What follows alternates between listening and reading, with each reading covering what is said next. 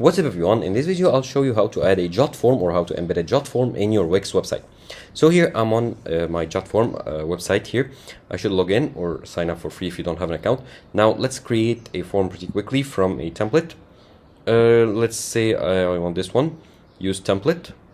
Once I have set up all the settings here, changing some text here, let's say test, so I can play around and change the settings of my form here on Jotform. And once I'm ready to publish it, or once I finished these settings, just go to publish and then embed.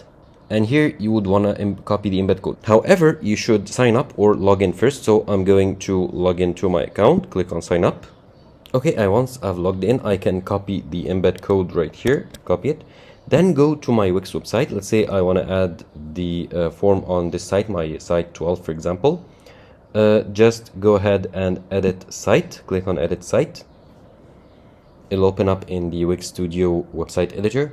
Now, what you want to do is add an element here, and here click on embed and social. And here click on embed code. Here we want to embed code. And the section is now added here.